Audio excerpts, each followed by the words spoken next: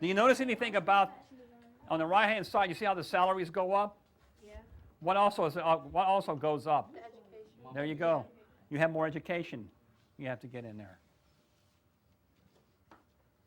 Now, I usually get asked a question, somebody's going to out there, how much do you think I'm making? A lot. Well, it's a small company. What's the name of you? That's right, but I'm not on that piece of paper. My salary's not there. So what about business? My dad owns two Huh? businesses. Higher. He makes Anything? You make about 15,000. In fact, I will share with you later on when you ask me what the offer came in today. You said you higher than this? Yeah, But you're a 30,000. business owner, right? That's what you would be. part of it, yeah. Well, we're going to share how we got there. So here's how we're going to do it. What would you be considered under occupation? Software engineer. Okay, now let's talk about this one here. You guys are now presidents of your own company. You own them. You're making that kind of money, all right? In fact, business is so good you have to hire new people. Yeah, but then we have to pay them. Of course you have to pay them, but you got a new business, you got to, yeah, like you guys are going to work for free also, right? Minimum wage? What is minimum wage? Oh, okay. Let me ask you this question right now. What are the qualities you would look for in that person? What type of person would you be looking for? Hardworking, intelligent. Hardworking, intelligent. Everybody remember these. Trustworthy. Trustworthy, honest, Determined. determined, Organized. on time. What was that one? Organized. Organized. I heard on time up here. We say reliable, Ambitious. ambitious. Knowledgeable about their job. Okay. Like the job. That's a heck of a. Y'all remember that? Maybe. How can you tell someone has those qualities? Interview. Interview, Resume. resume, Background check. background check. Okay, yeah. No convicts. No comment. All right, one thing about interviews. Let's say I want to hire one of you guys. I'm going to point this out about interviews. You've already answered the question. Let's say I want to hire one of you guys for my company. And no, I'm not. I'm not going to invite all you in for an interview. I don't have the time, or nor do other companies. You know, you can't go in your head saying, well, when I show up and look, let's see how good I am and how impressive I'm looking. They're going to look at, what? Your resume. So we have to kill each other to try to get that spot? No. We're going to look at what first? I'm not, like I said, I'm going to look at something in here about you guys. But your resume. Right. And then you have a resume? Do you guys have one? For babysitting? You actually do have a resume right now. You're filling it in right now. It started, when did you start the grade? When did you start school? No, this year, I'm sorry, this year. August. You started your resume in August. You know what it's called? School record. Permanent record. Also known as a transcript. Does it come from middle school too? Yeah, but you started fresh out of middle school. I have here in my hand 2 transcripts. One on each side. Yep.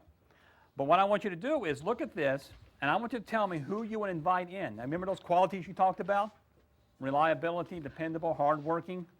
I want you to look at these resumes and tell me, who would you invite in for an interview? And tell me why, or tell me who you wouldn't invite in and why. Just look them over. They're real ones. All right, how can you tell, guys, how can you tell someone's reliable off of this piece of paper?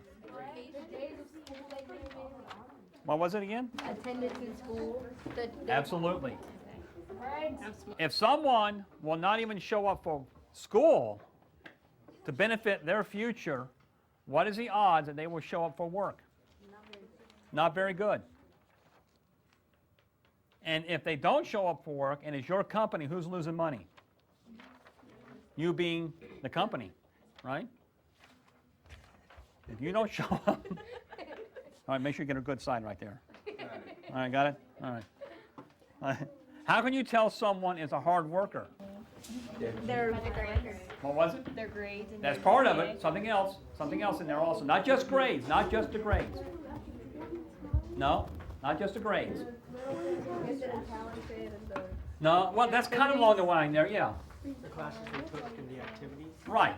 That's exactly right there. It's not just grades. I'm going to ask you a question. What would this tell me?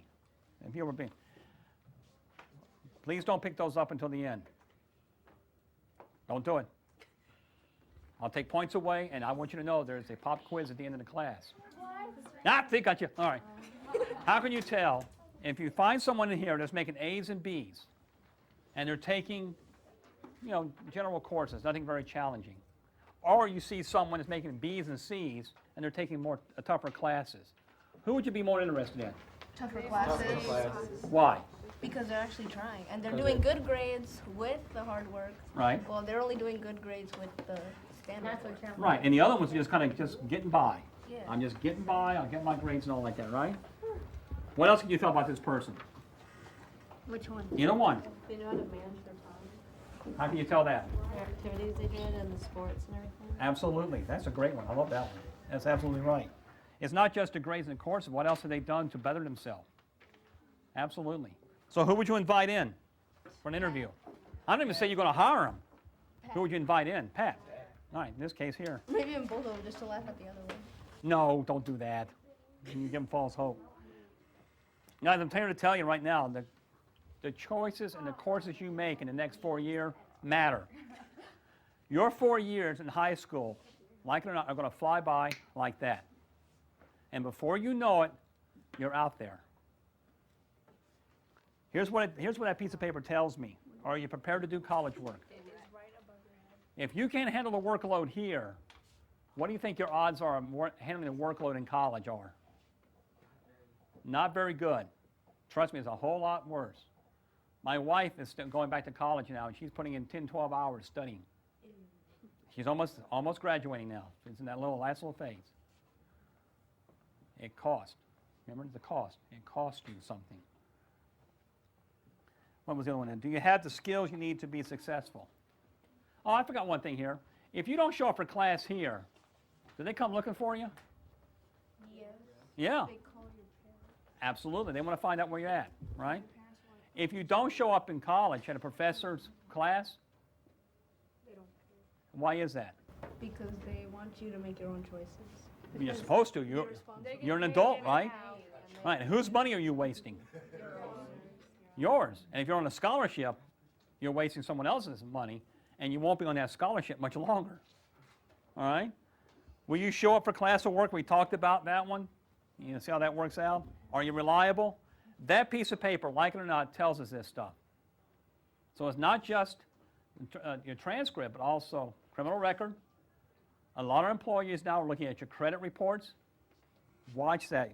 Please watch that. If you can't manage your own money, what are the odds you'll manage someone else's money?